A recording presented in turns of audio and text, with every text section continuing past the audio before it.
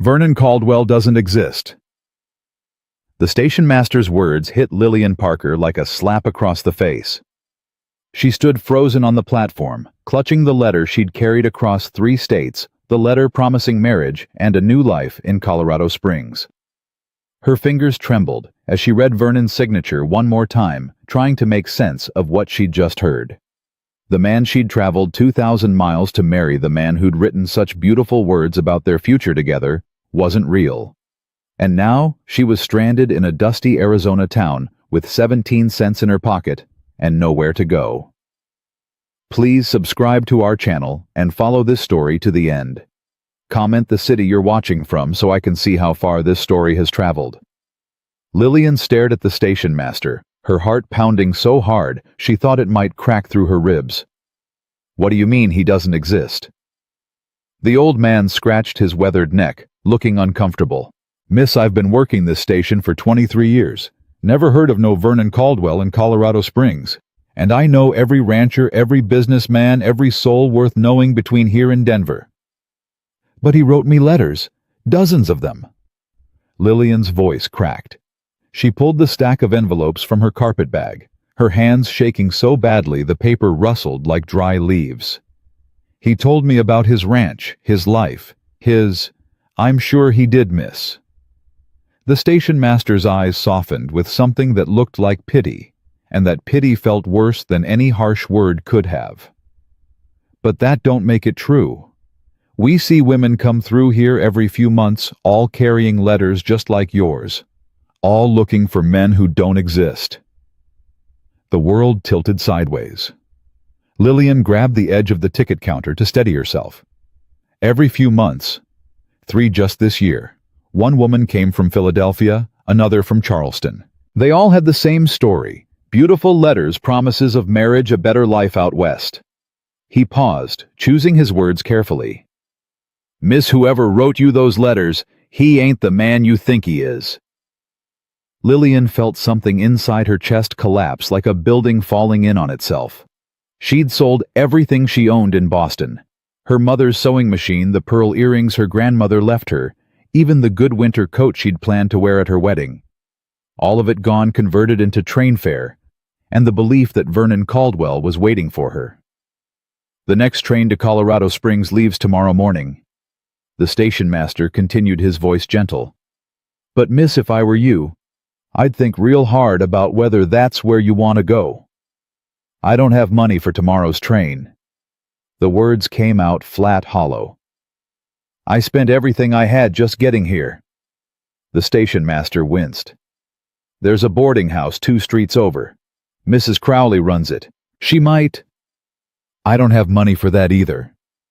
Lillian cut him off, the reality of her situation finally breaking through the shock. She had 17 cents. Not enough for a room, not enough for food, not enough for anything except maybe a cup of coffee, and complete despair. She turned away from the counter before the old man could see her cry. Her eyes burned, but she refused to let the tears fall. She'd come too far, sacrificed too much, believed too deeply to fall apart now on a train platform in front of strangers. The afternoon sun beat down on Quartz Hill's main street like a physical weight. Lillian walked without direction, her carpet bag dragging in the dust. Vernon's letters still clutched in her other hand.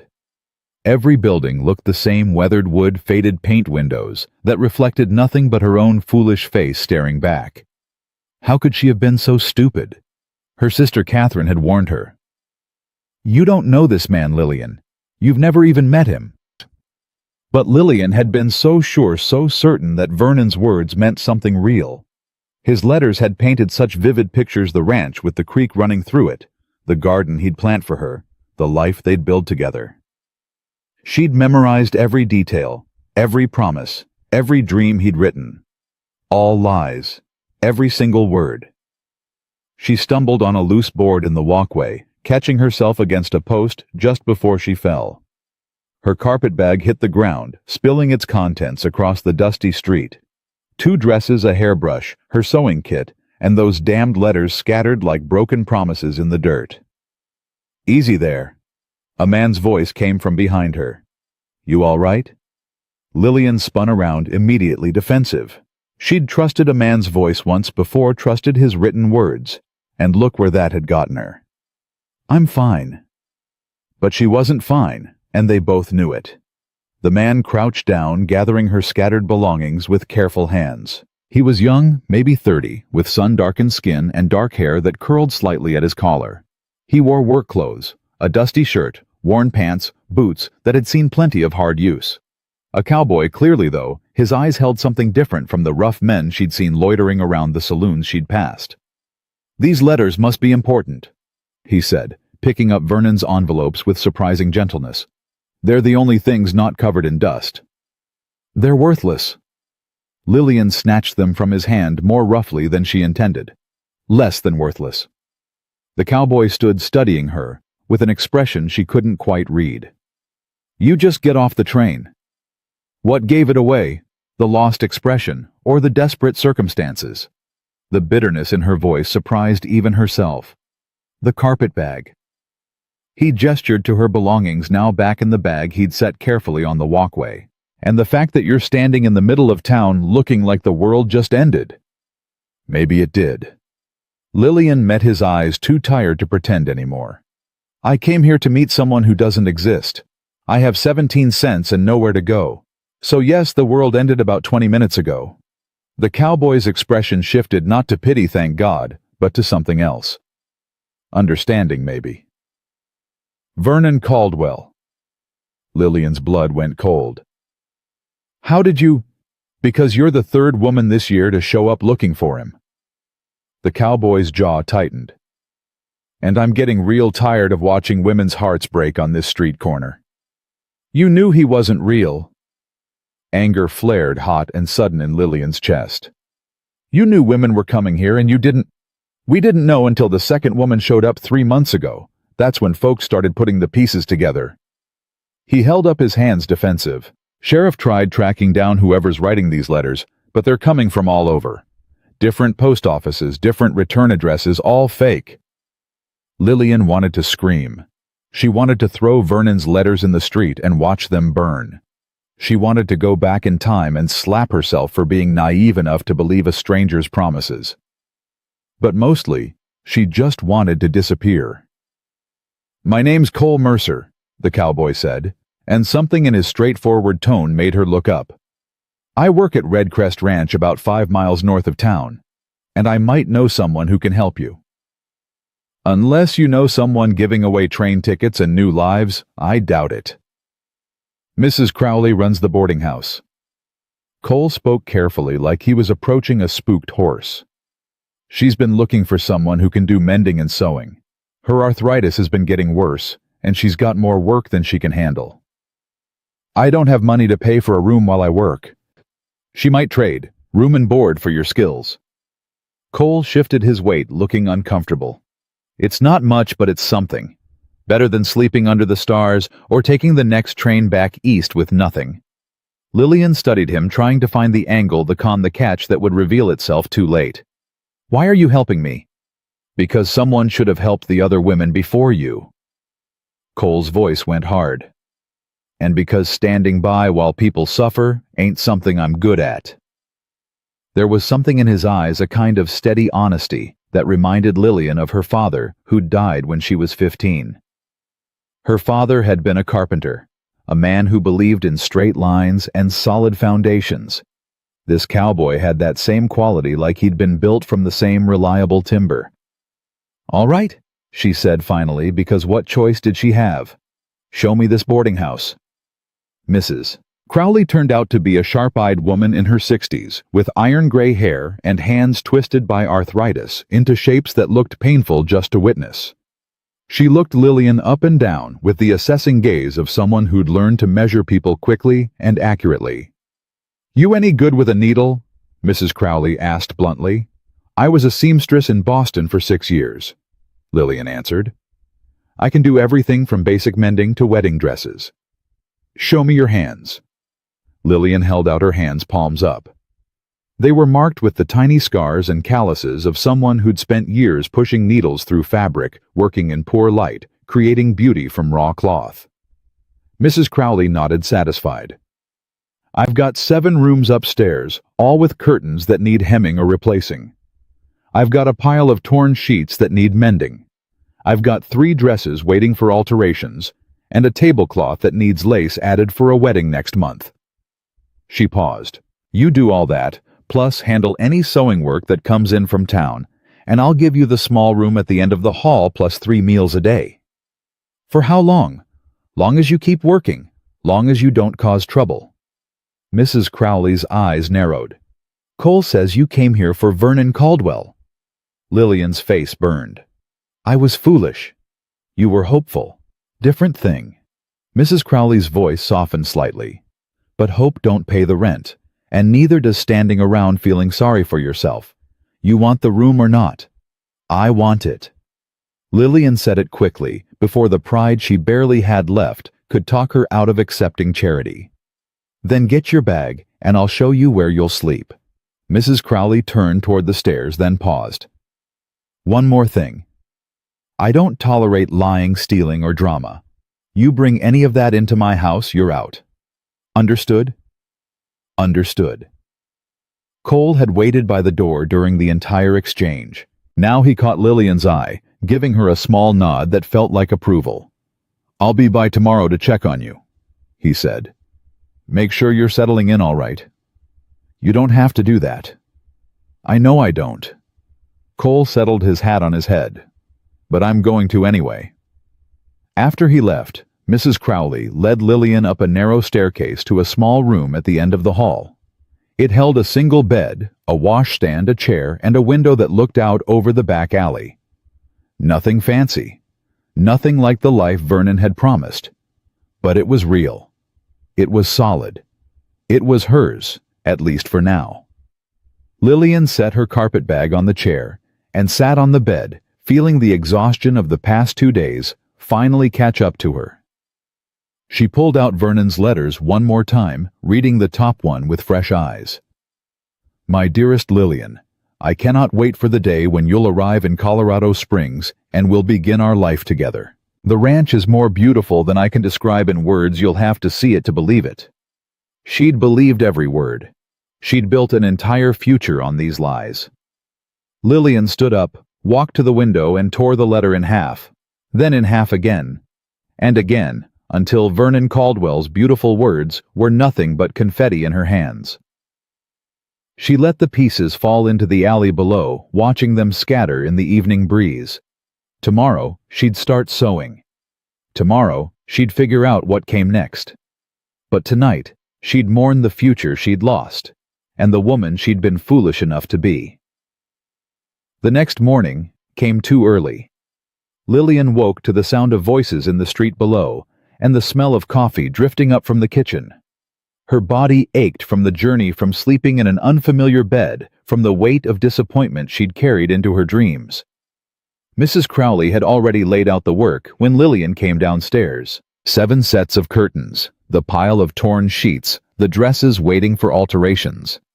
Enough work to keep her busy for weeks, maybe months. Start with the curtains, Mrs. Crowley instructed, pouring Lillian a cup of coffee that was strong enough to strip paint. The rooms need them by the weekend. We've got new boarders coming in. Lillian set up her workspace at the kitchen table, threading her needle with practiced efficiency. The familiar rhythm of sewing calmed something inside her. Needle through fabric, pull the thread, repeat. It was honest work. She knew how to do work that didn't require trust or belief or hope. She was halfway through the first curtain when Cole appeared at the back door, hat in hand. Told you I'd check on you, he said to Lillian, though his eyes went to Mrs. Crowley first, asking silent permission. She's working, Mrs. Crowley said gruffly, not accepting visitors. I'm not visiting, I'm delivering information. Cole stepped inside, and Lillian noticed he'd cleaned up since yesterday. Fresh shirt, clean-shaven hair combed back.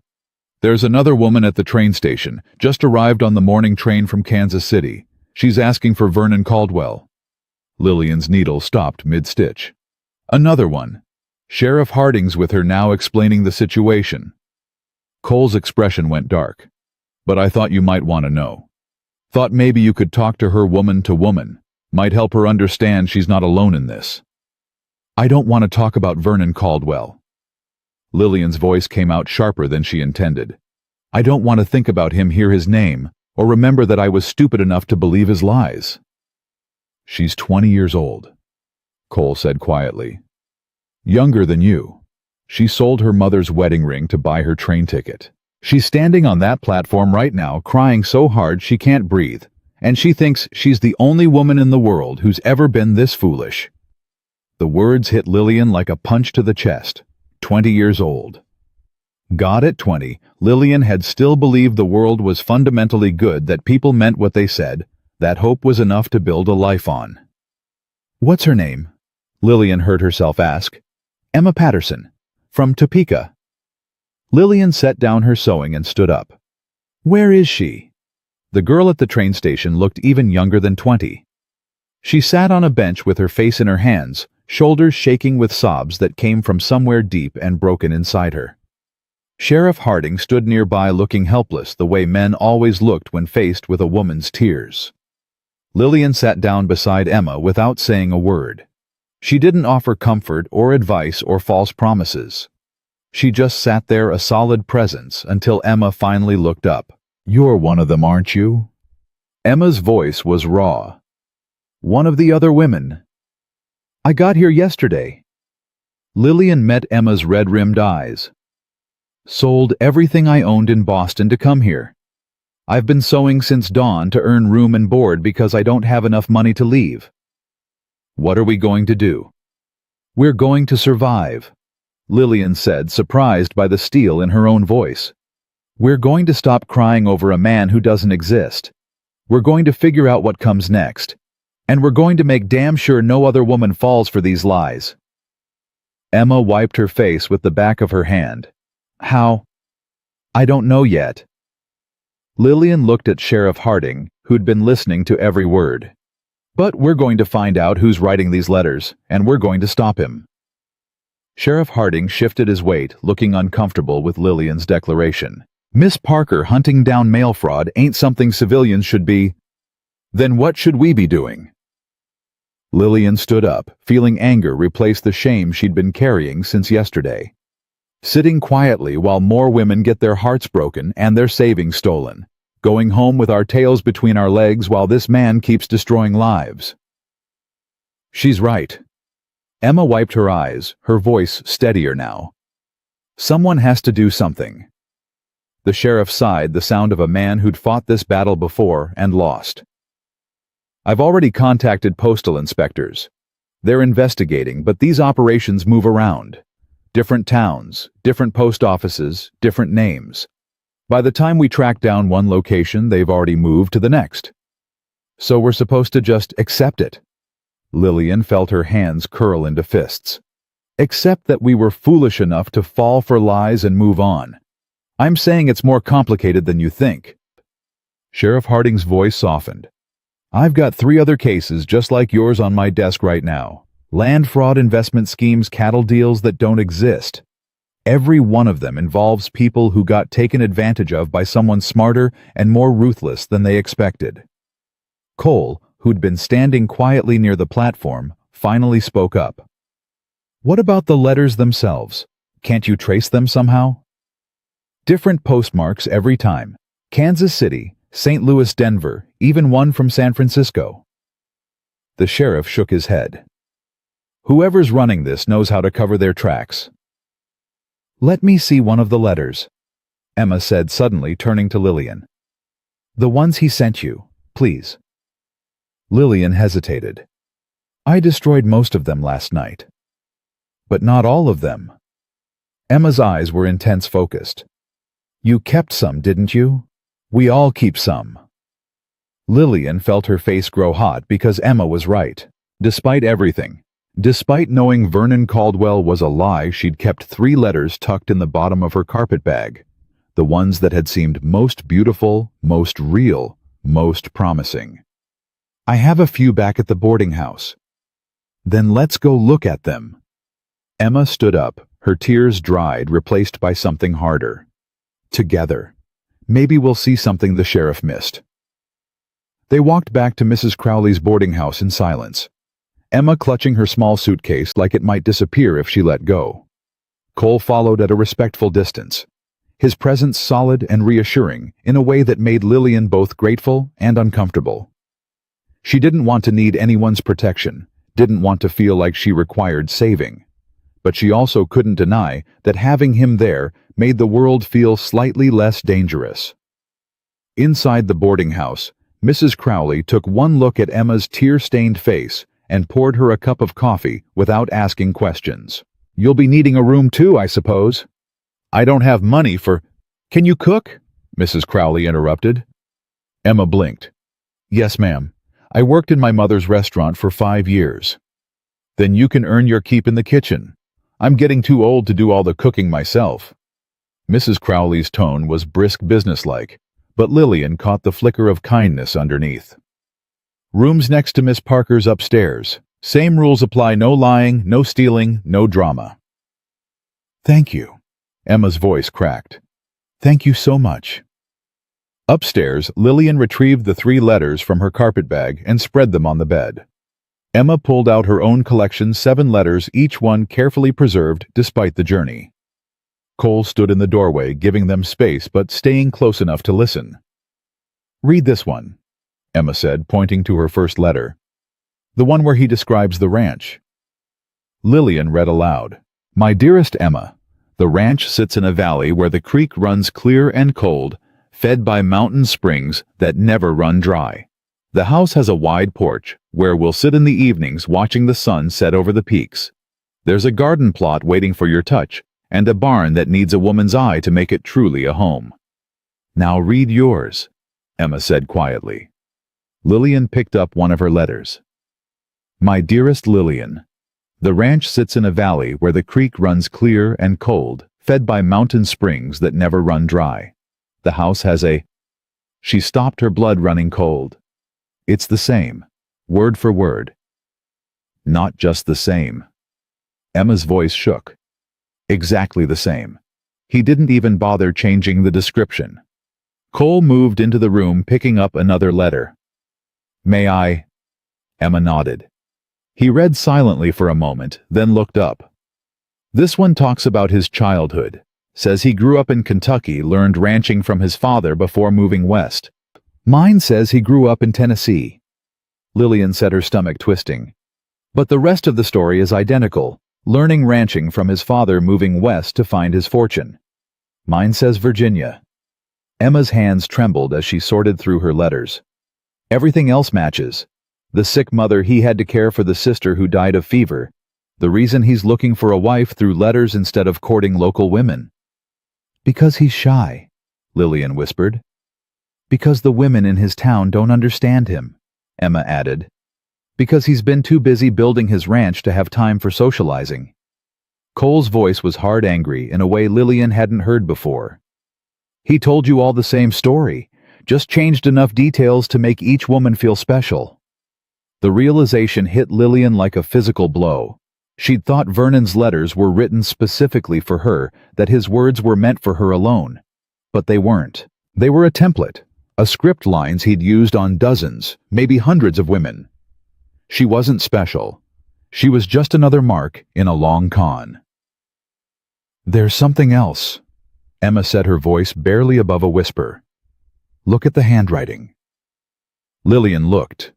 The letters were written in elegant script, the kind that suggested education and refinement. But now that Emma mentioned it, she could see the variations, slight differences in the slant, the pressure, the way certain letters were formed. "Different people wrote these," Cole said, reaching the same conclusion. "This isn't one man working alone. It's multiple people, all copying the same letters. An operation." Sheriff Harding's voice came from the doorway. He must have followed them from the station. "Not just a single con artist, but an organized group. That's why we can't track them down. They're spread out across multiple cities, recruiting local people to do the writing and mailing." "Then how do we stop them?" Lillian demanded. "You don't." The sheriff's tone was firm. "You leave it to the law. What you do is try to rebuild your lives and move on." "Move on?" Emma's voice rose. "How are we supposed to move on when they're still out there, still doing this to other women?" By being smarter than you were before. The sheriff's words were harsh, but not unkind. By learning from your mistakes and making better choices next time. We didn't make mistakes, Lillian said, surprised by the strength in her own voice. We trusted, we hoped, we believed that someone could love us enough to promise us a future. That's not a mistake, that's being human. Then be human somewhere safer. The sheriff tipped his hat. I'll keep investigating, but you need to let this go, both of you. After he left, the room fell silent. Lillian stared at the letters spread across her bed, feeling something shift inside her. She'd spent the past day feeling foolish and ashamed, blaming herself for being naive enough to believe Vernon's lies. But now, looking at the calculated precision of the con, the way they'd targeted women's hopes and dreams with such methodical cruelty, she felt something else entirely. Rage. We're not letting this go, she said quietly. Emma looked up, hope flickering in her eyes. What do you mean? I mean, we're going to figure out who's behind this. We're going to find out how they operate, where they recruit their writers, how they choose their victims. Lillian met Emma's gaze. And then we're going to make sure every woman between here and the Atlantic knows to watch out for their lies. That's a dangerous game, Cole said from the doorway. More dangerous than being stranded in a strange town with no money and no future? Lillian challenged. More dangerous than letting these people keep destroying lives. Cole studied her for a long moment, and Lillian couldn't quite read the expression on his face. All right, he said finally. If you're going to do this, you're going to need help, and information, and probably more than a little luck. Are you offering all three? I'm offering to ask around, see if anyone knows anything about these mail-order marriage schemes. Cole shifted his weight. My boss at Redcrest Ranch, Mr. Buchanan, he's well connected. Knows people all over the territory. If there's information to be found, he might know where to look. Why would you do that? Emma asked. You don't even know us. Because I've got 3 sisters back in Texas, Cole said simply. And if someone did this to them, I'd want someone to help them fight back. Over the next week, a pattern emerged. Lillian sewed during the day, her needle flying through fabric, as her mind worked through the puzzle of Vernon Caldwell. Emma cooked 3 meals a day for Mrs. Crowley's boarders, learning the rhythms of the boarding house, while quietly asking questions of everyone who passed through. And Cole stopped by every evening after work, sharing what he'd learned. The information came in pieces, fragments that slowly formed a larger picture.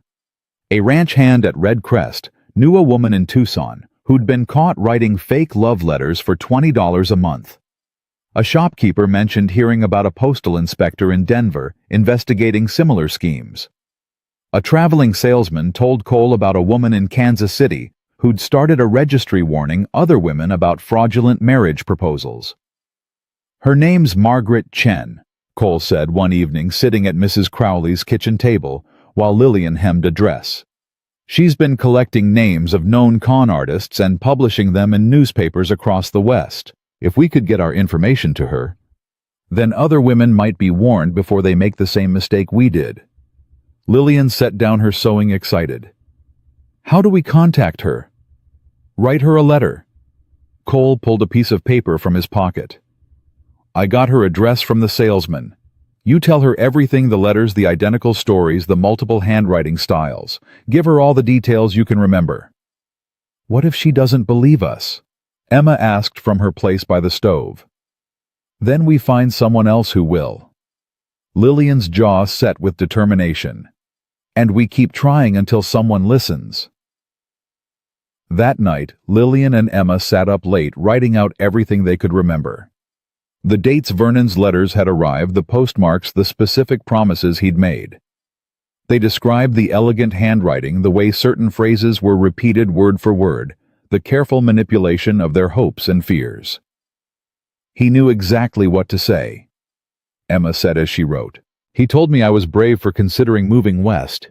He said my mother would be proud of me for seeking a better life. He told me I was wasting my talents in Boston, Lillian added, that a woman with my skills deserved more than a cramped apartment and a job that barely paid rent. Because he knew what we wanted to hear. Emma's hand shook slightly. He knew we were looking for someone to tell us we mattered. And he used that against us. They finished the letter just after midnight. Lillian read it through one final time, making sure they hadn't forgotten any crucial details. Then she sealed it carefully, addressed it to Margaret Chen in Kansas City, and set it aside to mail in the morning. "What if nothing comes of this?" Emma asked quietly. "Then at least we tried." Lillian looked at her new friend, this girl, who'd become an unexpected ally in the span of a week. "And at least we'll know we didn't just accept what happened to us. We fought back." The next morning, Cole appeared at the boarding house earlier than usual, his expression tight with something Lillian couldn't quite identify. "There's another woman," he said without preamble. "Just arrived on the dawn train, asking for Vernon Caldwell." Lillian and Emma exchanged glances. "That's 3 in 8 days," Emma said. "How many women is he writing to?" "More than we thought." Cole's voice was grim. "This one's from Mississippi. She's got a baby with her." The words hit Lillian like a punch. A baby. About 6 months old. She sold her house to buy train tickets for both of them. Cole looked sick. She thought she was bringing her daughter to meet her new father. Lillian was moving before she consciously decided to grabbing her shawl and heading for the door. Emma followed, and Cole fell into step behind them. They reached the train station to find a young woman sitting on the same bench where Emma had cried just days before, a baby sleeping against her shoulder. "My name's Lillian Parker," Lillian said, gently sitting down beside her. "And I came here 8 days ago to meet the same man you're looking for." The woman's name was Sarah Mitchell, and her story was heartbreakingly similar to their own. Letters, promises, dreams built on lies. But Sarah's situation was worse. She'd left behind everything, burned every bridge, because she thought she was giving her daughter a better life. "What am I going to do?" Sarah's voice was hollow. "I can't go back. My husband's family said if I left, I could never return. They said I was abandoning his memory by looking for another man so soon after his death." "How long has he been gone?" Emma asked quietly. 11 months. He died in a factory accident." Sarah pressed her face against her baby's head. "Everyone said I should be grateful his family was willing to take us in, that I should spend the rest of my life mourning him properly. But I couldn't do it. I couldn't spend decades living in his mother's house being reminded every day that I was a burden they were bearing out of obligation." "So you answered Vernon's advertisement," Lillian said. "I thought I was giving Clara a real home. A father who would choose to love her, not just tolerate her out of duty." Sarah's tears fell silently. "Instead, I've made us both homeless." "No." Lillian spoke with sudden certainty. "You've brought her to a place where people will help you, where you can build something real instead of living in someone else's shadow." "I don't understand." "Mrs. Crowley's boarding house needs help. Emma's cooking, I'm sewing, but we could use someone to help with cleaning and laundry."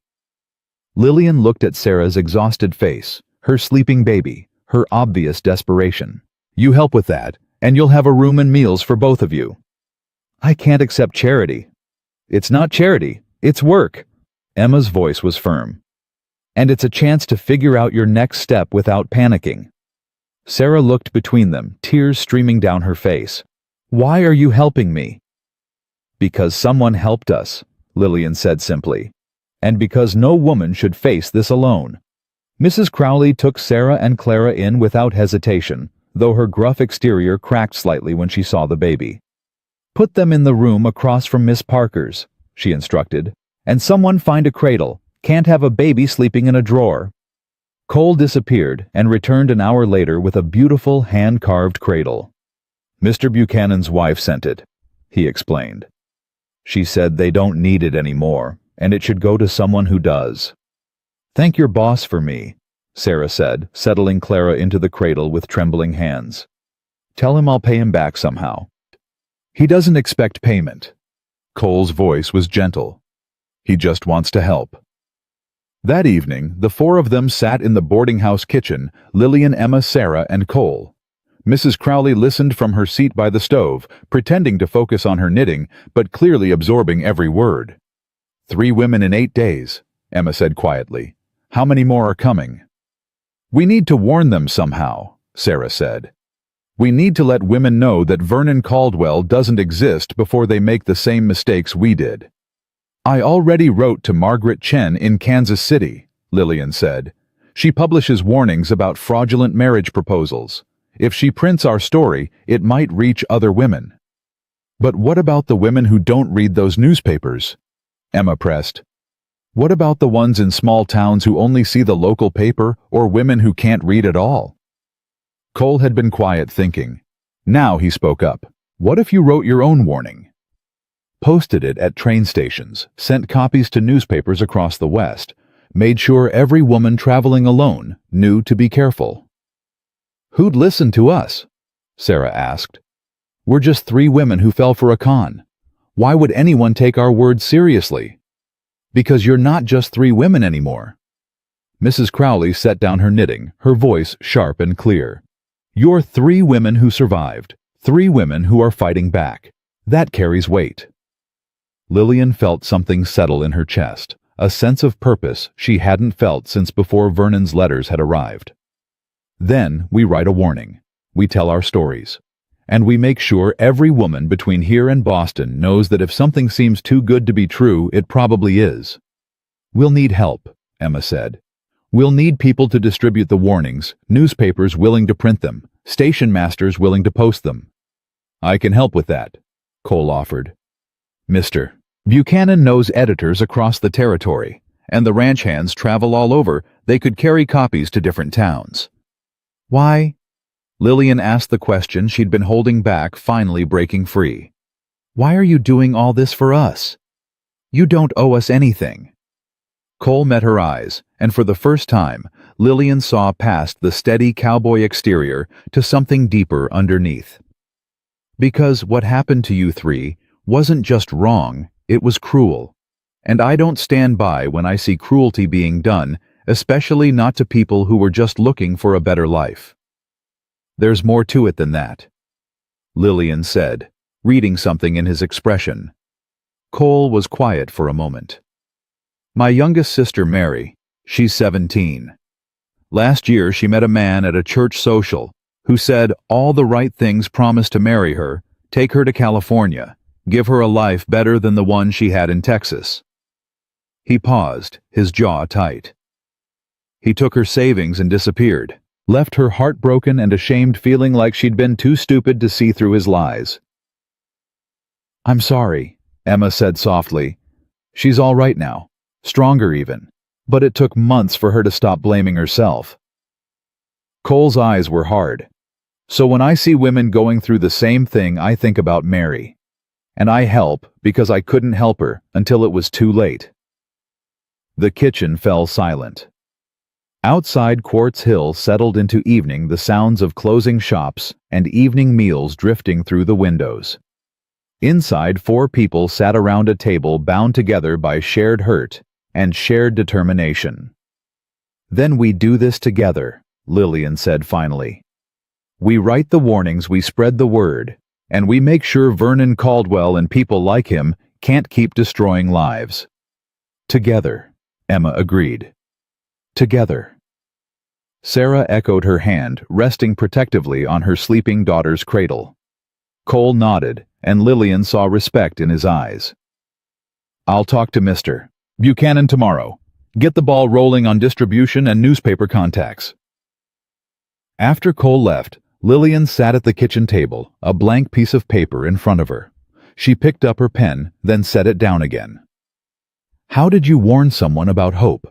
How did you tell women to be careful with their hearts without making them afraid to trust anyone? Start with the truth, Mrs. Crowley said from her chair. Tell them what happened, plain and simple. No embellishment, no drama. Just the facts. Lillian picked up her pen again and began to write. To all women considering correspondence with unknown men regarding marriage proposals. The words came slowly at first, then faster as she found her voice. She wrote about Vernon Caldwell, about the beautiful letters and false promises. She wrote about the 3 women in Quartz Hill who'd lost everything chasing a lie. And she wrote about the importance of verification, of caution, of protecting yourself, even while hoping for something better. Emma read over her shoulder, offering suggestions. Sarah added details from her own experience. And slowly, painfully, they crafted a warning that felt both honest and hopeful, a message that said, "Be careful," without saying, "Give up." When they finally finished well past midnight, Lillian felt exhausted, but also strangely energized. They'd done something. Maybe it wouldn't be enough. Maybe it wouldn't reach everyone who needed to see it. But it was a start. "Tomorrow we make copies," Emma said, yawning. "And then we send them everywhere we can think of. Tomorrow we change things." Sarah added, her voice quiet but determined. Lillian looked at her 2 new friends, these women who'd become allies through shared pain, and felt something unexpected: gratitude. Yes, Vernon Caldwell had broken her heart and stolen her savings, but he'd also led her here to this moment, to these people. And maybe, just maybe, that would turn out to matter more than the hurt. The next morning brought news that shattered their tentative hope. Cole arrived before sunrise, his face grim, holding a telegram that trembled slightly in his hand. "There's been another woman," he said without preamble. "But this one didn't make it to Quartz Hill." Lillian's blood went cold. "What do you mean?" "Sheriff in Flagstaff found her 3 days ago. Young woman from Ohio traveling alone to meet Vernon Caldwell. She got off the train, realized she'd been conned, and—" Cole's voice broke. "She walked into the desert and didn't come back." Emma's hand flew to her mouth. Sarah pulled Clara closer, as if the baby could protect her from the horror of what Cole was saying. Lillian felt her legs go weak, had to grip the back of a chair to stay standing. "They found her yesterday," Cole continued, his voice rough. "Sheriff's trying to contact her family back in Ohio, but there's no one listed in her belongings. No return address, no family names. Just letters from Vernon Caldwell and a train ticket purchased one way." "Oh God!" Lillian's whisper was barely audible. She was alone. Completely alone. Her name was Catherine Reeves. She was 19 years old. Cole set the telegram on the table like it weighed 1,000 pounds. "The sheriff wants to know if any of you recognize the name, if she might have mentioned other women she was traveling with." "I don't know her," Emma said, tears already streaming down her face. "But I could have been her. If you hadn't been there that day, Cole, if Mrs. Crowley hadn't offered me work." "Don't!" Sarah's voice was sharp, almost angry. "Don't think like that. You're alive. We're all alive. That has to mean something." But Lillian couldn't stop thinking it. She'd come within inches of the same despair that had driven Catherine Reeves into the desert. Those first hours in Quartz Hill, standing on the platform with 17 cents and nowhere to go, she'd felt the world closing in. If Cole hadn't appeared, if Mrs. Crowley hadn't needed a seamstress, would she have walked away too? Would she have given up? "We have to move faster," Lillian said, her voice steady, despite the trembling in her hands. "Our warning has to reach women before they buy those train tickets, before they sell everything they own, before they end up like Catherine." "I talked to Mr. Buchanan last night," Cole said. "He's already contacted 3 newspaper editors who've agreed to print your warning. But there's something else you need to know." The way he said it made Lillian's stomach twist. "What?" "One of the editors, man named Harrison in Tucson, he's been investigating these marriage fraud cases for months. He's got information about the operation, names, locations, how they recruit the letter writers." Cole paused. "He wants to meet with you, all 3 of you. Says your testimonies could help him build a case strong enough to shut the whole thing down." "When?" Emma asked immediately. "He's coming to Quartz Hill tomorrow. Wants to interview each of you separately, get the full story." Cole's eyes met Lillian's. "But there's a risk. If he publishes your names, your stories, the people running this con will know you're working against them." "Good," Lillian said fiercely. "Let them know. Let them understand that we're not going to disappear quietly." "Lillian, these people have already proven they're willing to destroy lives." Cole's voice was urgent. What if they come after you directly? Then we'll be ready." But even as she said it, Lillian felt fear slide cold fingers down her spine. She'd been so focused on fighting back on warning other women that she hadn't considered what the con artists might do to protect their operation. Sarah spoke up, her voice quiet but firm. "My daughter is 6 months old. I won't put her at risk, not even for justice." "You don't have to participate," Emma said quickly. "Lillian and I can meet with the editor. You stay here with Clara, keep yourself safe." "No." Sarah's jaw set with unexpected steel.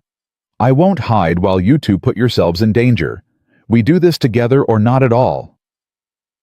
Mrs. Crowley, who'd been listening from her usual spot by the stove, finally spoke. "Then you make sure that editor knows what he's asking of you. Make sure he understands the cost and the risk. And make sure he's prepared to protect you if things go wrong." Harrison arrived the next afternoon, a thin man in his 40s, with ink-stained fingers and eyes that missed nothing. He set up in Mrs. Crowley's parlor, pulled out a notebook, and got straight to business. "Tell me everything," he said to Lillian. "Start from the first letter and don't leave anything out." Lillian told him. The letters, the promises, the careful manipulation of her hopes. She showed him the 3 letters she'd kept, pointed out the elegant handwriting, the identical phrases that appeared in Emma's and Sarah's correspondence. Harrison wrote quickly, his pen scratching across page after page. "And you sold everything you owned to buy the train ticket?" he asked. "Everything." Lillian felt the shame try to rise up again, but she pushed it down. She wasn't ashamed anymore. She was angry. "My mother's sewing machine, my grandmother's earrings, my winter coat. I thought I was investing in my future. Instead, I was funding a criminal enterprise." "That's exactly what it is." Harrison's voice was hard. "I've been tracking these operations for 8 months. They're more organized than you realize, multiple people working in different cities, all copying from the same script templates, all targeting women who fit a specific profile." "What profile?" Emma asked from the doorway. "Single women between 20 and 35, usually from working-class backgrounds, often with some savings, but not wealthy. Women who are literate enough to correspond, but isolated enough to be vulnerable." Harrison looked up from his notes. "Women who want a better life, but don't have many options to get it." "Women like us," Sarah said quietly. "Yes. Because you're the perfect marks, desperate enough to take a chance, hopeful enough to believe the promises, and poor enough that losing everything won't make headlines." Harrison's expression was grim. "The men running this operation know exactly what they're doing. They've refined their approach over years, maybe decades." Lillian felt sick. "How many women?" "I've documented 43 cases in the past 2 years alone, and those are just the ones I know about." Harrison closed his notebook. "The real number is probably in the hundreds." The room fell silent. Hundreds of women, all believing they'd found love, all having their hearts broken and their savings stolen. Hundreds of Catherine Reeves stories that hadn't ended in tragedy yet, but could at any moment. "What do you need from us?" Lillian asked. "Your full testimony published under your real names. Photographs if you're willing. Detailed descriptions of every letter, every promise, every manipulation." Harrison's eyes were intense. "I need to make this real for readers. I need them to understand that this isn't just a few women making foolish choices. This is systematic fraud targeting the most vulnerable members of our society. And if we do this, if we go public with our stories, what happens then?"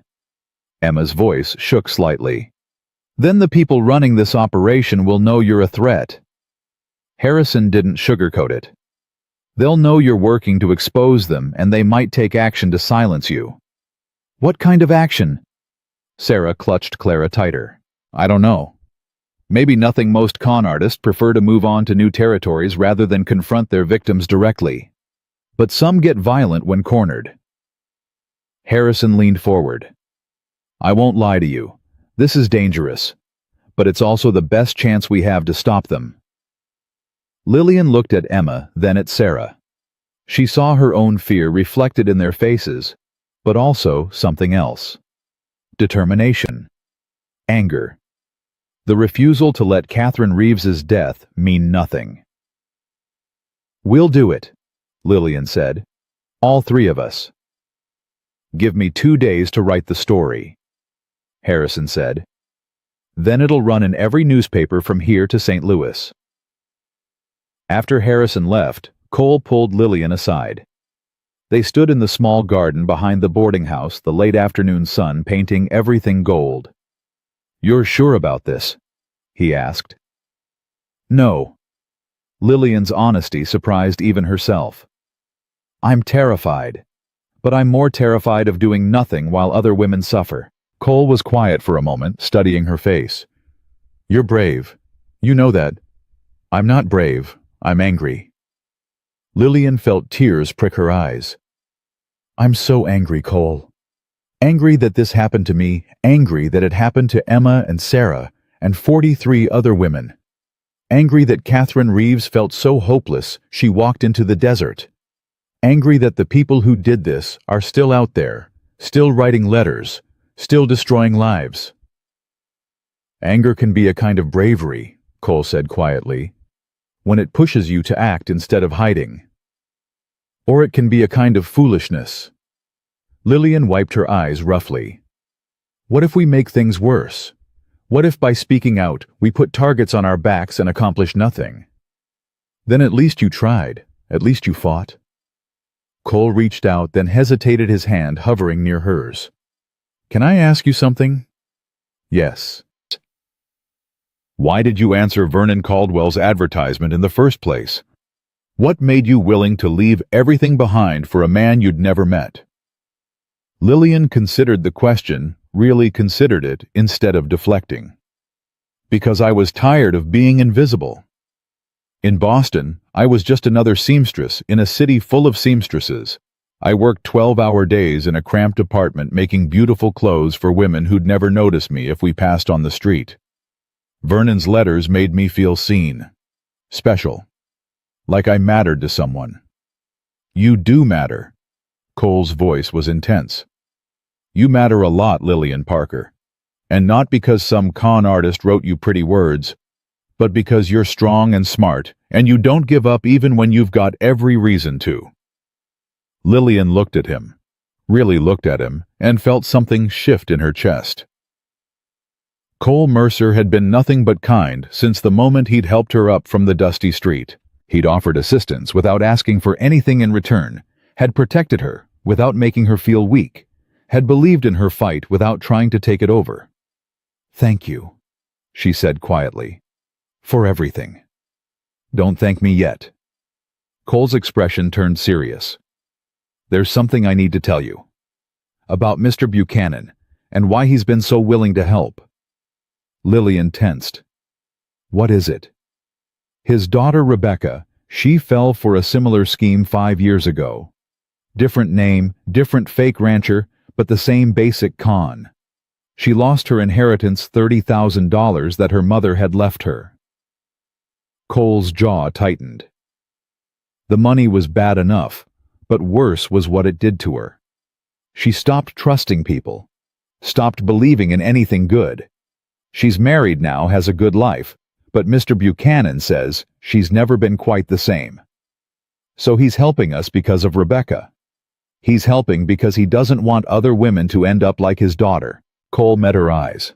"And I'm helping because I don't want you to end up like my sister Mary, so hurt and ashamed that you forget you're worth fighting for." Before Lillian could respond, Emma burst through the back door, her face flushed with excitement. "Lillian, you need to come inside, right now." "What happened?" Margaret Chen wrote back. Emma waved a telegram. "She's been tracking Vernon Caldwell for months. She's got names, locations, everything, and she wants to partner with us to take the whole operation down."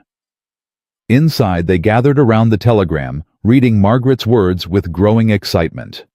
She'd documented 17 different names the con artist used, mapped out their operation across 8 states, and identified the man she believed was running the entire scheme, a former postal clerk named Theodore Marsh, who'd been fired for mail fraud 3 years ago. She says Marsh recruits local people to write the letters, pays them $20 a month, then collects the money women send for travel arrangements or settling expenses. Emma read aloud.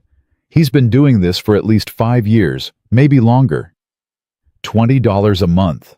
Sarah's voice was bitter. That's what my life savings was worth to the woman who wrote those letters. $20. Margaret wants to meet with us in person, Emma continued. She's traveling to Quartz Hill next week. She says if we work together, pool all our information, we might have enough evidence to bring criminal charges. Criminal charges. Lillian felt hope and fear war in her chest. Against Theodore Marsh. Against everyone involved in the operation. The writers, the postal workers who forwarded the letters, anyone who took money as part of the scheme. Emma's eyes were bright. We could actually stop them, Lillian.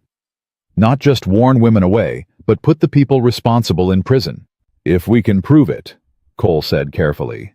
That's a big if. Margaret says she's already working with postal inspectors, Emma countered.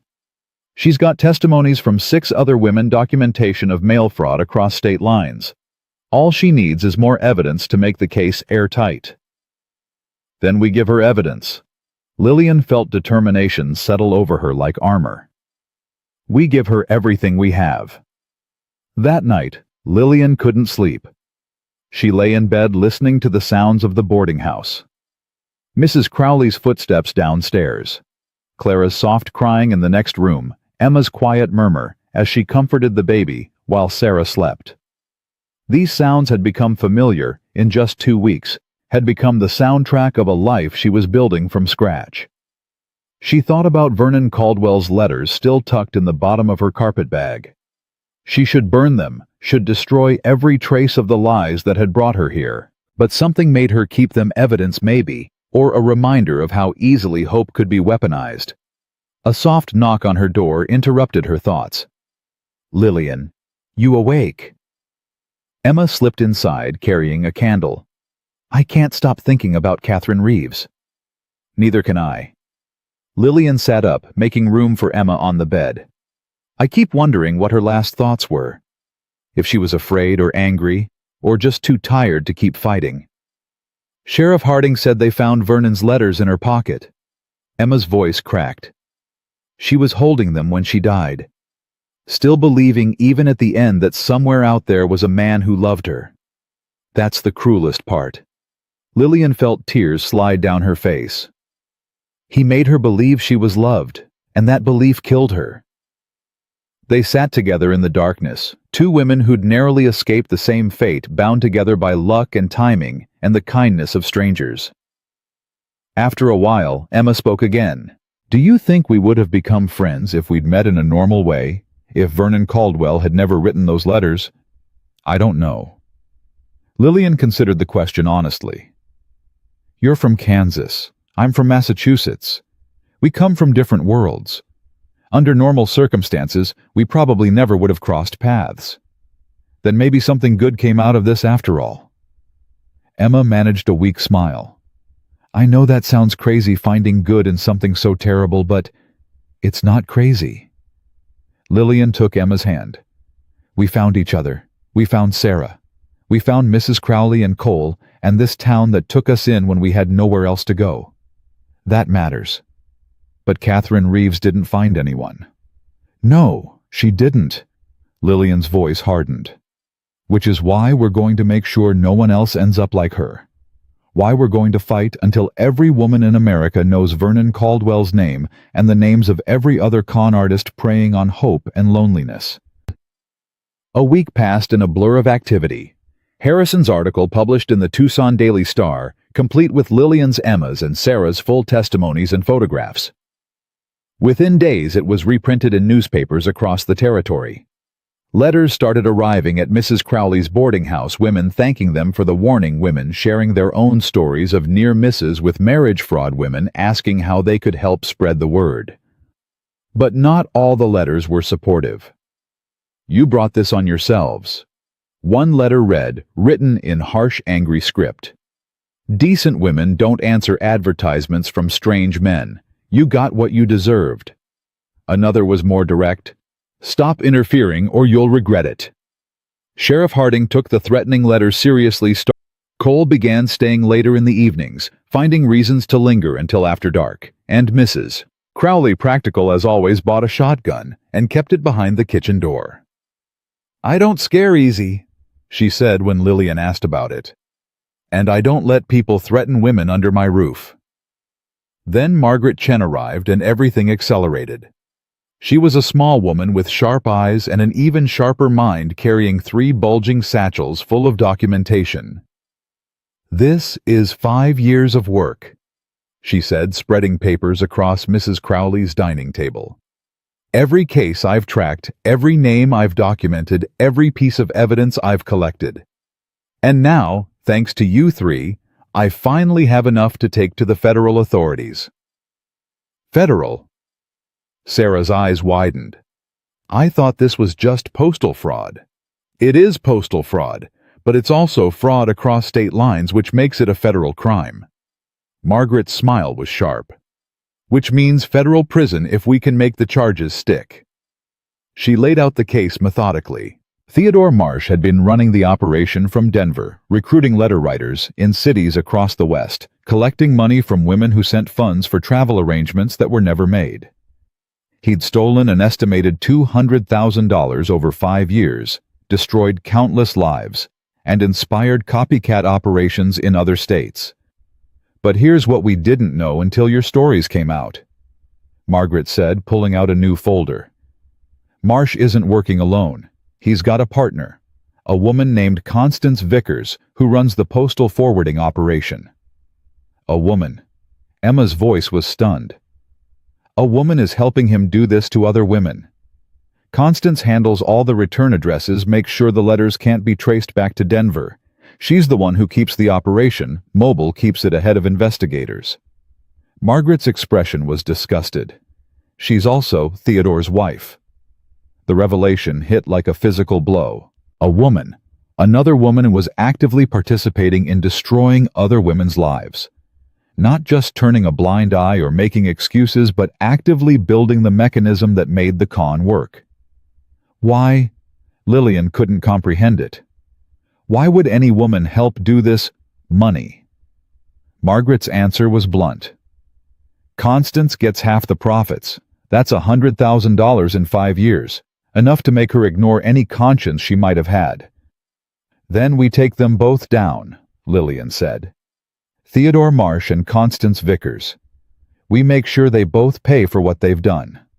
That's where you come in." Margaret looked at each of them in turn. "The postal inspectors are ready to make arrests, but they need one more piece of evidence. They need to catch Theodore or Constance in the act of collecting money from a victim. They need proof that the money is going directly to them, not to some intermediary they can claim they didn't know about." "How do we provide that proof?" Emma asked. Margaret's smile was cold and satisfied. "We set a trap. We create a new victim, someone Theodore and Constance won't suspect, and we catch them taking the money." "Who?" Sarah leaned forward. "Who would they believe?" Margaret looked directly at Lillian. "You're going to write to Vernon Caldwell. You're going to tell him you've come into an inheritance $5,000 and you need his help accessing it. You're going to ask him to meet you in Denver to help arrange the transfer." Lillian's heart pounded. "And when he shows up, then we'll have him." Margaret's eyes glinted. "And we'll make sure Theodore Marsh and Constance Vickers never destroy another woman's life." Lillian's hands went cold. "You want me to go back to him? After everything?" "Not back to him into a trap." Margaret's voice was steady, logical. "You'll never be alone. The postal inspectors will be watching every step. The moment Theodore or Constance shows their face, they'll be arrested. And if something goes wrong," Cole's voice cut through the room like a blade. "If Theodore suspects it's a trap, if Constance recognizes Lillian from the newspaper articles, what then? Then we abort the operation." Margaret met his eyes without flinching. "I won't put anyone at unnecessary risk. But this is our best chance, maybe our only chance to catch them red-handed. There's got to be another way." Emma stood up, agitated. We can't ask Lillian to walk into danger like this. I'll do it. Lillian's voice was quiet but firm. She looked at Margaret. Tell me exactly what I need to write. Lillian, no. Cole started. Yes. Lillian cut him off, her decision made. Catherine Reeves died alone in the desert because she had no one to help her. I'm not going to let that happen to anyone else, not when I can do something to stop it. Even if it means putting yourself in danger, Sarah asked Clara, asleep in her arms. Especially then. Lillian's jaw set. I've been scared and helpless for 2 weeks. I'm done being a victim. Now I'm going to be the trap that catches the predator. Margaret pulled out a fresh sheet of paper. The letter needs to sound desperate but not suspicious. You've inherited $5,000 from a recently deceased uncle, enough money to be worth Theodore's time, but not so much that it seems fabricated. And I'm writing to Vernon because you need help managing the inheritance. Your uncle's lawyer is insisting you need a man's signature to access the funds, and you don't have any male relatives you can trust. Margaret's smile was bitter.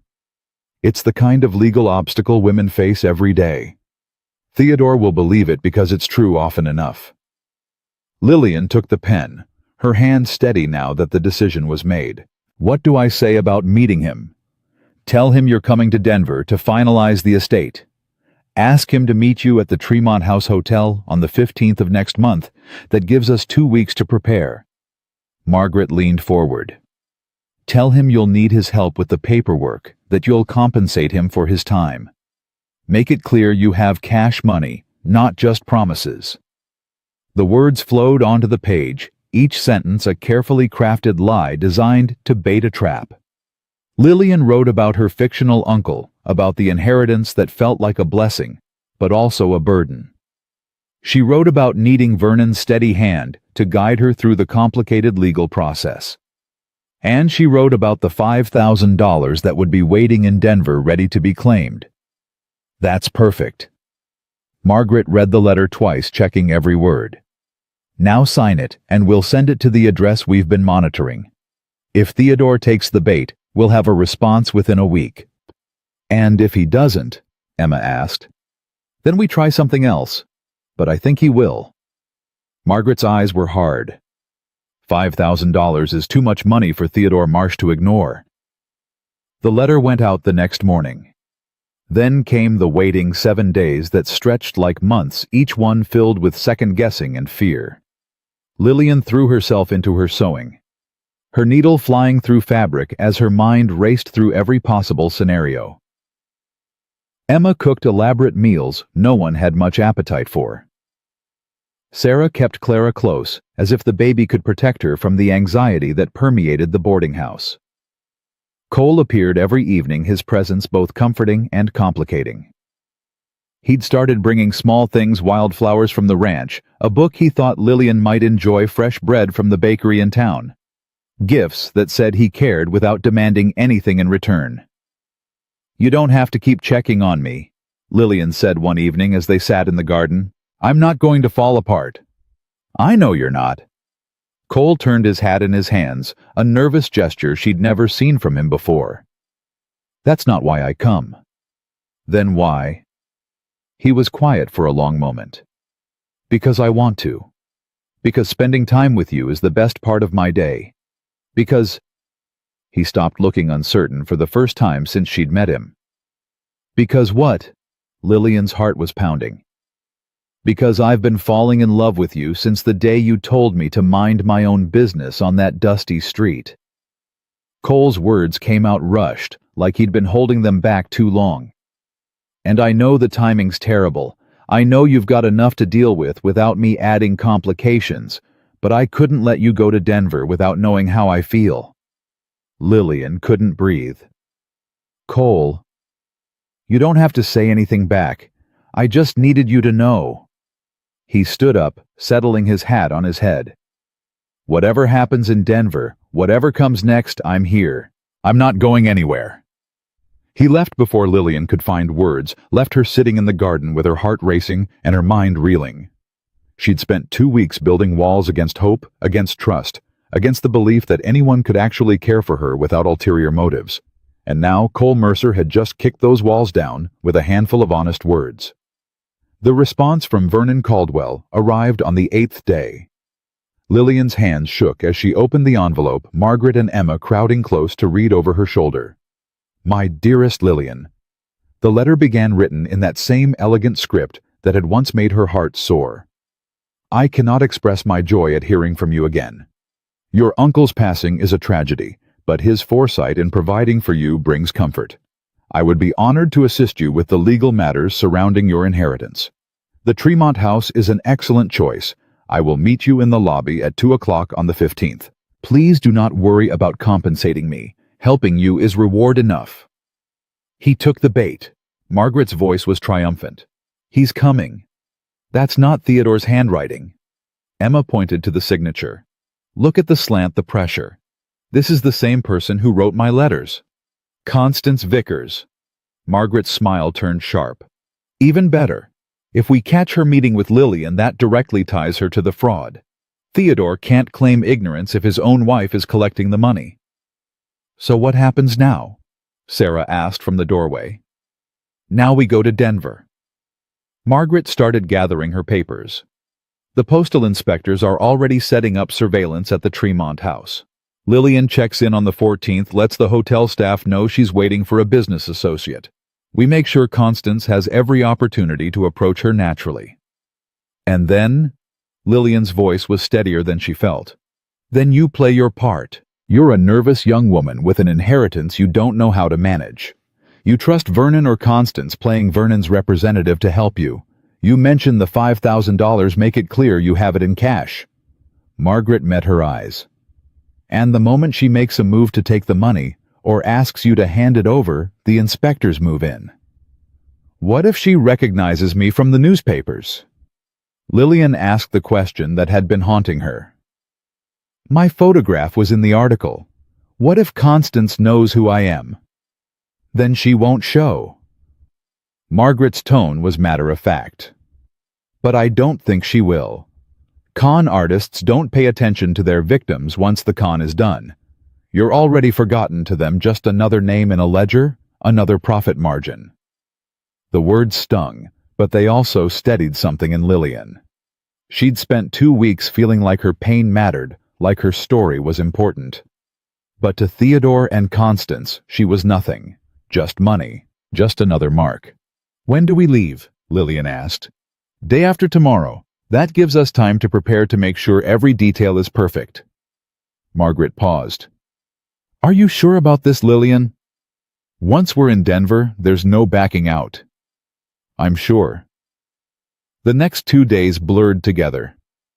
Mrs. Crowley insisted on altering one of her own dresses for Lillian to wear something respectable, but not too fine, the kind of dress a working woman with a sudden inheritance might choose. Emma helped Lillian practice her story until she could recite it without thinking, until the fictional uncle felt almost real. And Cole taught her what to watch for, how to read people's intentions in their body language, how to stay alert without seeming suspicious. "If anything feels wrong, you walk away," he told her the night before she left. "I don't care what Margaret says. I don't care about the case. If you feel unsafe, you leave." "I'll be careful." Lillian wanted to say more, wanted to address the confession he'd made 3 nights ago, but the words stuck in her throat. "Promise me." Cole's intensity surprised her. "Promise me you'll put your safety first." "I promise." The train to Denver left at dawn. Emma and Sarah came to see her off, both looking worried. Mrs. Crowley pressed a small derringer into Lillian's hand. "Just in case," the older woman said gruffly. "You probably won't need it, but better to have it and not need it than the other way around." Lillian tucked the small pistol into her reticule, feeling its weight settle like a promise. Then Cole appeared, walking straight up to her on the platform. "I'm coming with you," he said. "Cole, you can't." "I'm not asking permission. Mr. Buchanan gave me the week off. I'm coming to Denver. I'm staying at a hotel across the street from the Tremont house, and I'm not letting you walk into danger alone." His jaw was set, immovable. "Margaret can have her operation, the inspectors can have their case, but I'm going to be there in case something goes wrong." Lillian wanted to argue, wanted to tell him she could handle this herself. But the truth was, having Cole there made her feel braver, made the fear seem more manageable. "All right," she said quietly. "But you stay out of sight. Don't do anything that might spook Constance. I'll be invisible." Cole's smile was tight. "Right up until you need me." Denver was bigger than Lillian expected, busier and louder and more overwhelming. The Tremont House stood in the center of the city, a grand building that made her feel small and out of place.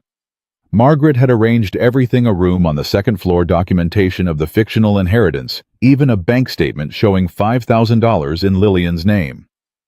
"It's all borrowed from the Postal Service," Margaret explained as they reviewed the papers. "But Constance won't know that. As far as she's concerned, you're a naive young woman with more money than sense." "How do you know she'll come to the hotel?" Lillian asked. "What if she just writes back asking me to wire the money?" "Because $5,000 is too much to risk to wire fraud. If the transfer gets intercepted or flagged, they lose everything." Margaret's confidence was absolute. "No, Constance will come in person.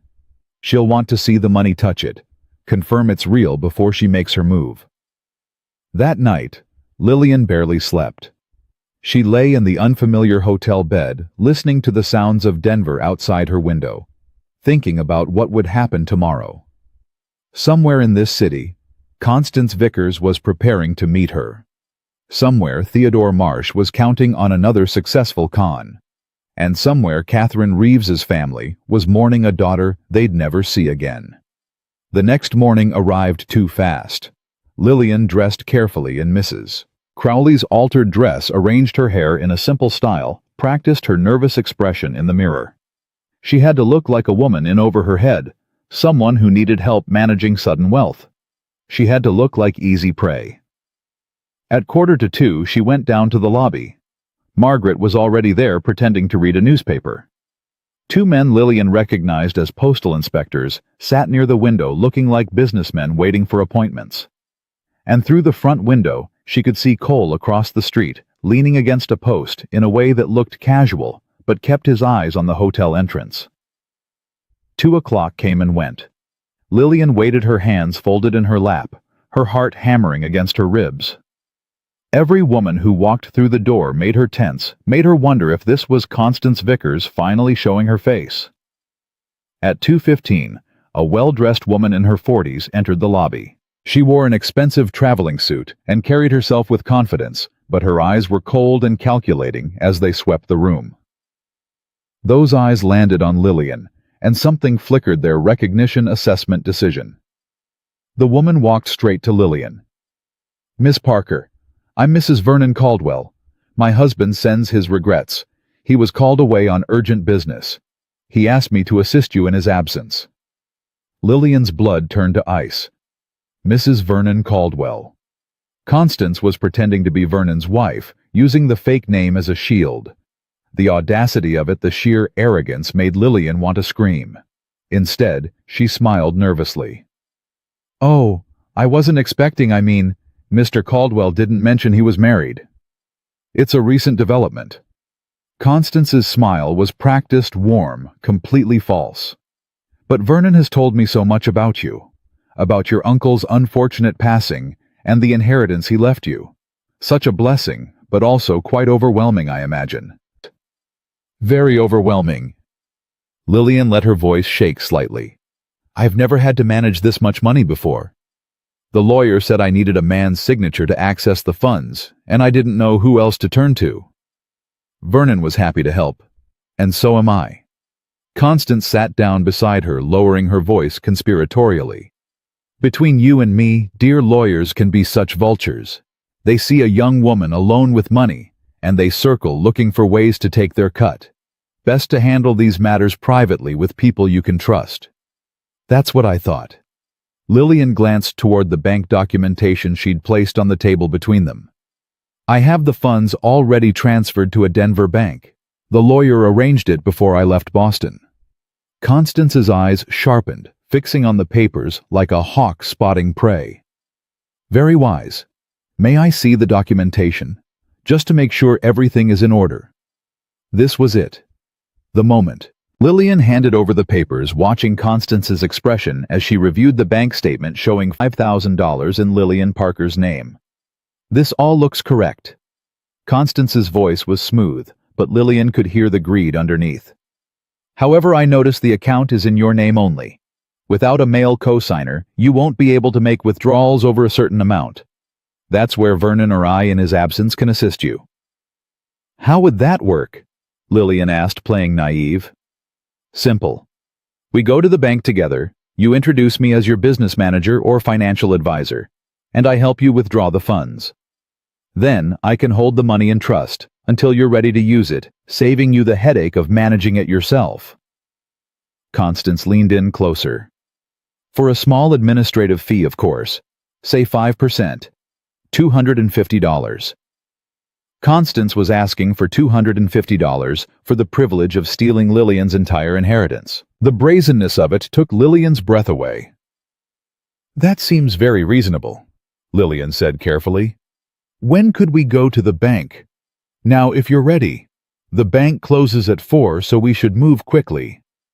Constance stood up, gathering the papers. Do you have your identification documents?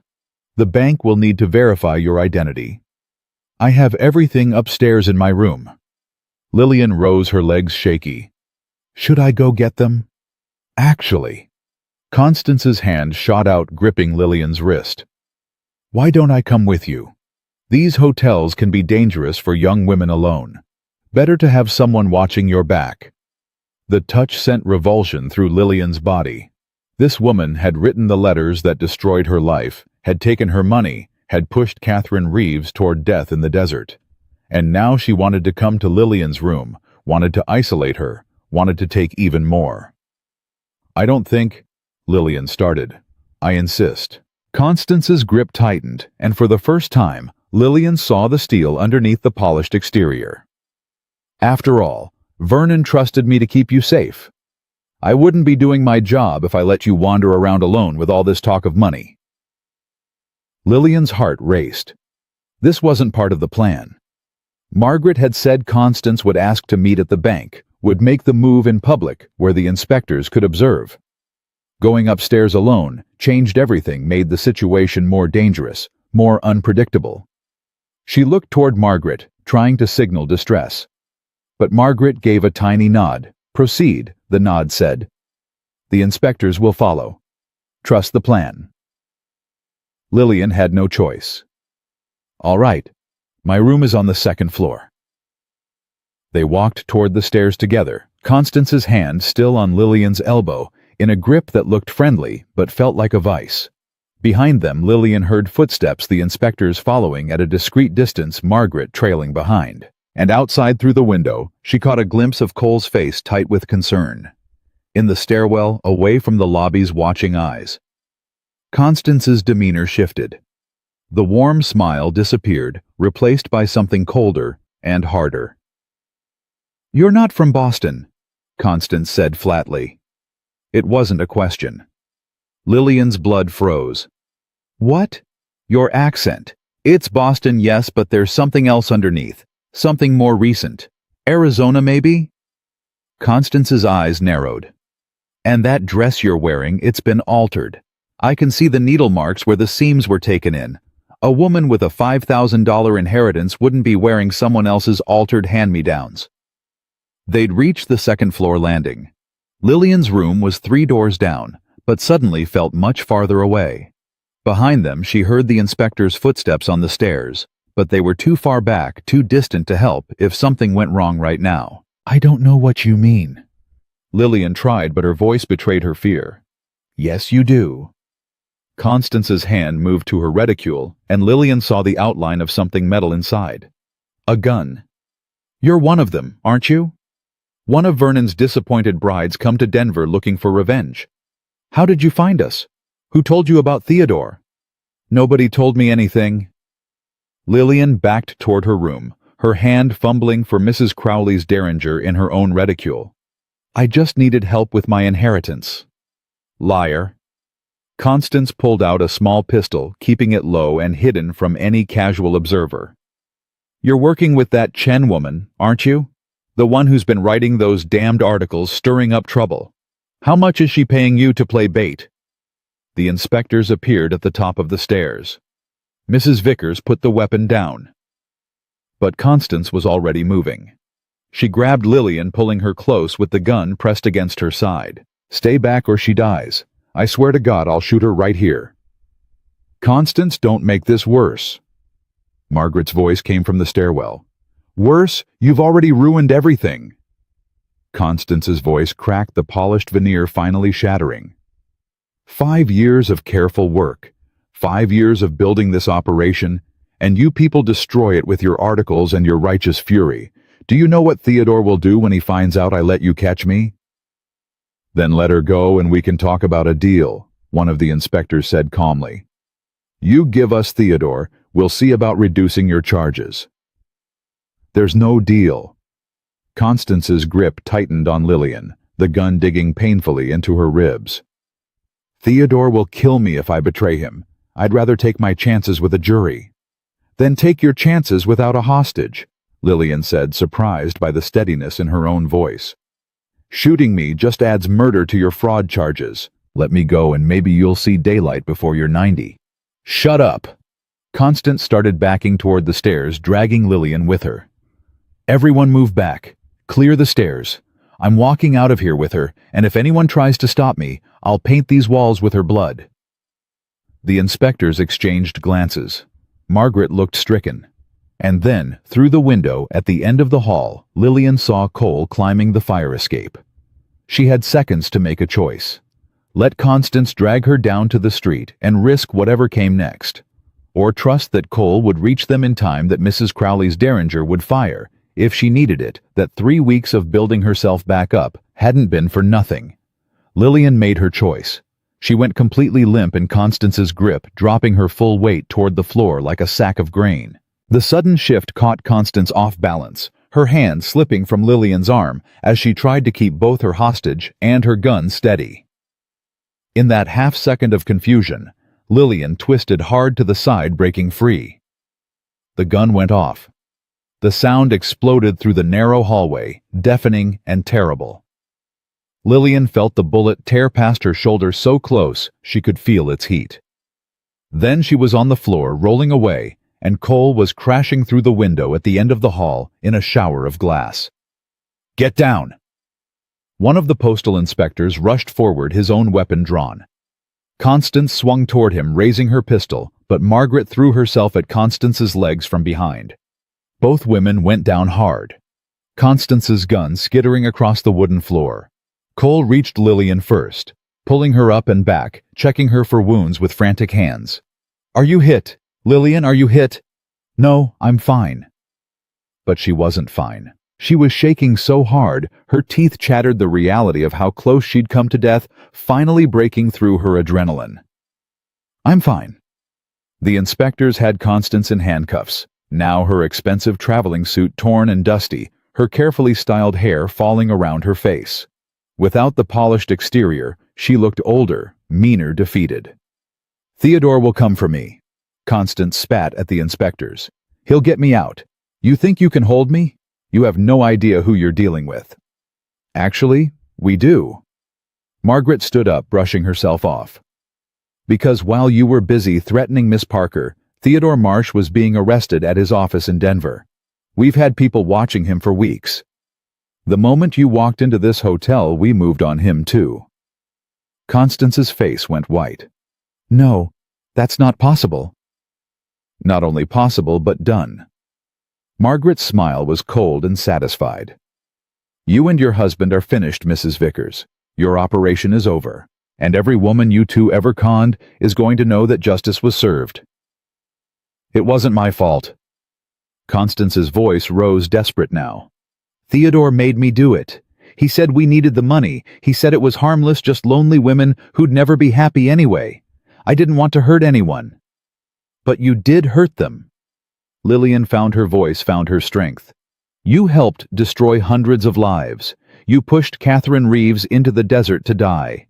You took everything from women who had nothing, and you did it for money. Don't you dare claim you didn't want to hurt anyone. She was weak. Constance screamed at all pretense gone now. Catherine Reeves was weak and foolish, and if she couldn't handle a little disappointment, that's not my fault. None of you should have been stupid enough to fall for our letters in the first place. The inspectors dragged her away, still screaming, still blaming everyone but herself. Her voice echoed down the stairwell until a door slammed and cut it off. Lillian stood in the hallway, Cole's arm still around her, feeling like the floor had dropped out from under her feet. They'd done it. They'd actually caught Constance Vickers and Theodore Marsh. The con artists who'd destroyed so many lives were going to prison. "You're bleeding." Cole's voice was tight. He touched her shoulder gently, and Lillian saw blood on her dress where the bullet had grazed her. "It's just a scratch." But now that he'd pointed it out, it burned like fire. "Let me see." Cole helped her to her room, sat her on the bed, carefully examined the wound. "The bullet barely touched you. Another inch to the left." His voice broke. "Another inch and I would have lost you before I even had you. But you didn't lose me." Lillian took his hand, squeezing tight. "I'm here. I'm safe. We won, Cole." "You could have died." Cole's eyes were fierce, scared, angry. "That wasn't part of any plan. That wasn't God. Lillian, when I saw that gun pointed at you, I thought my heart would stop." "I'm sorry." Lillian didn't know what else to say. "I'm sorry I scared you. Don't apologize for being brave." Cole pulled her close, careful of her injured shoulder. "Just promise me you'll never do anything that dangerous again." "I can't promise that." Lillian's honesty surprised even herself.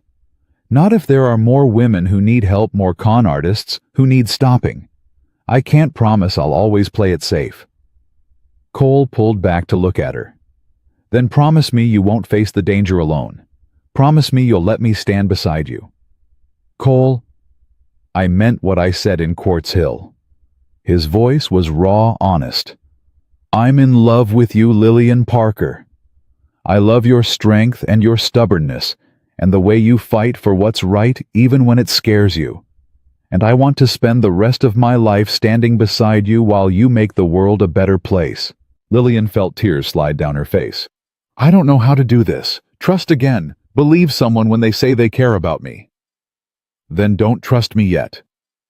Cole wiped her tears with gentle thumbs. "Let me earn it. Let me prove day after day that my words match my actions, that I'm not going anywhere, that I love you. Not because of pretty letters, but because of who you are when the world is hardest." "That could take a long time."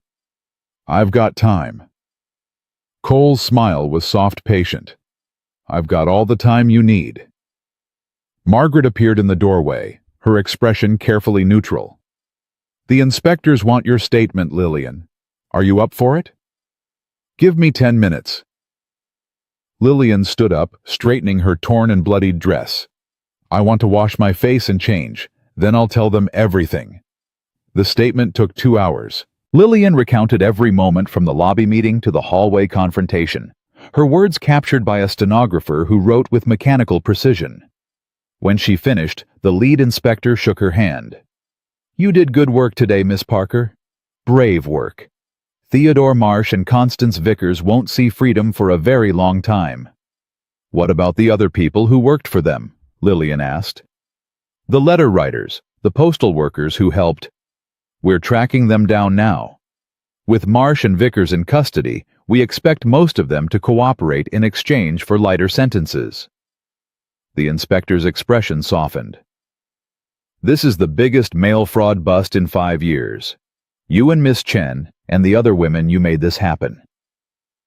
After he left, Margaret sat down across from Lillian.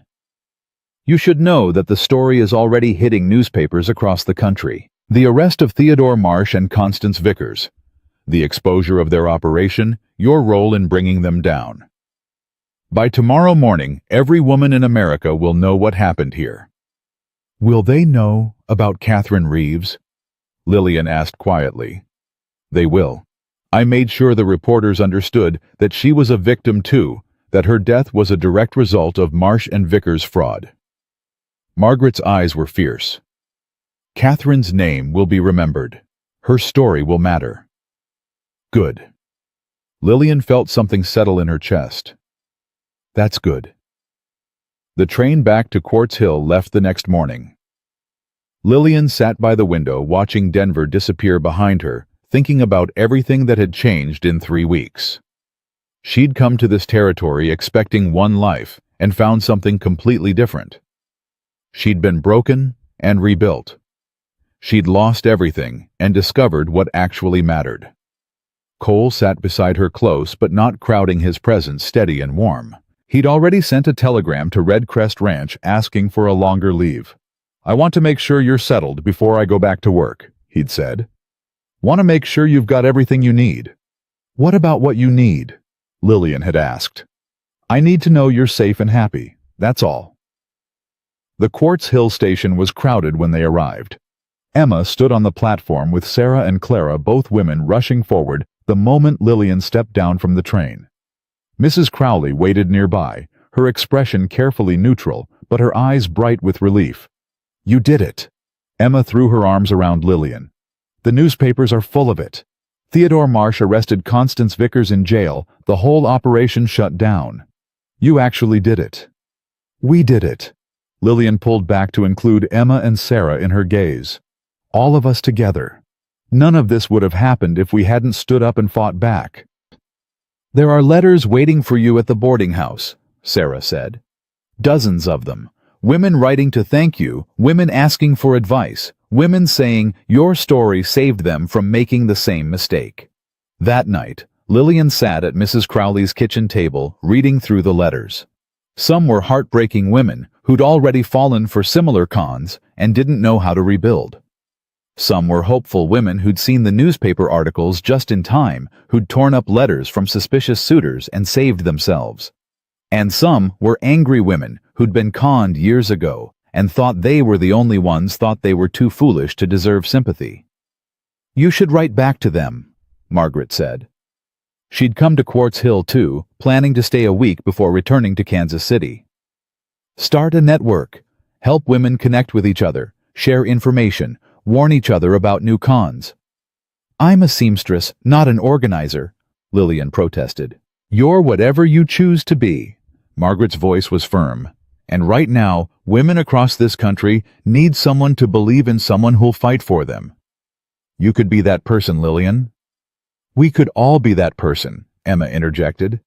Between the three of us, we could answer these letters, publish warnings, help other women before they lose everything, like we almost did.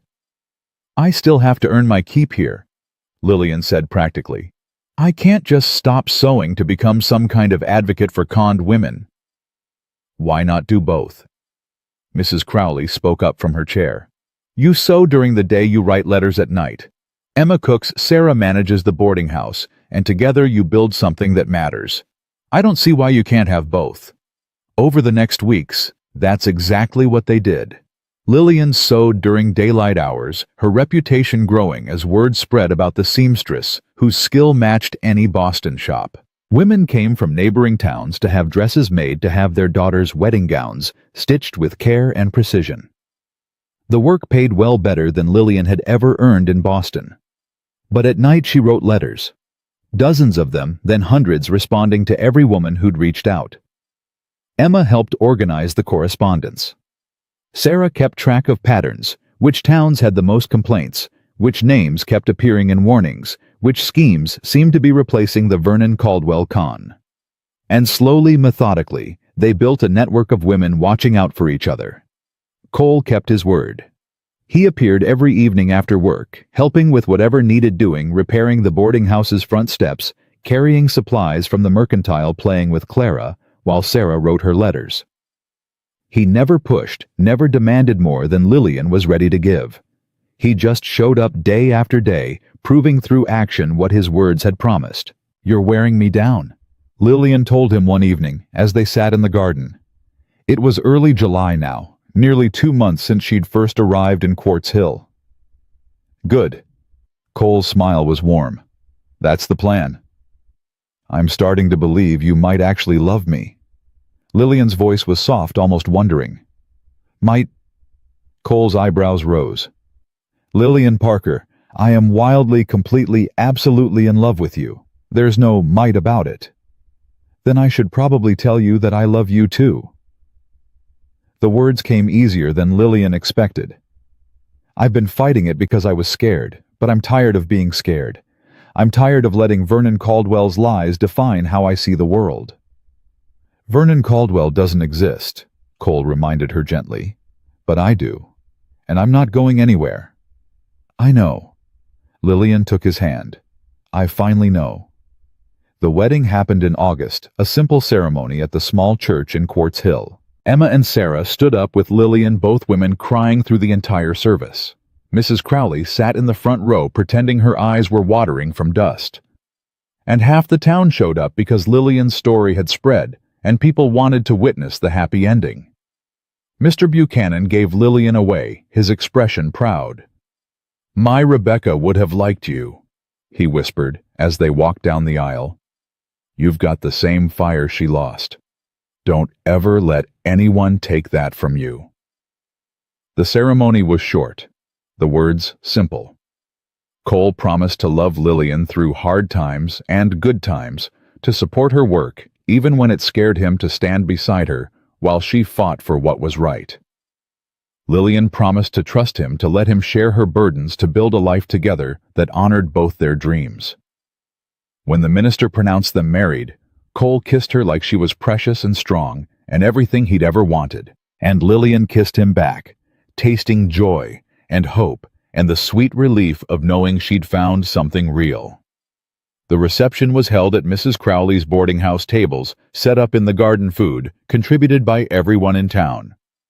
Margaret had traveled from Kansas City for the occasion, bringing news that made Lillian's heart soar. Theodore Marsh was sentenced to 20 years in federal prison, Margaret announced during the toasts. Constance Vickers got 15, and 17 of their accomplices have been arrested across 8 states. The Vernon Caldwell operation is finished.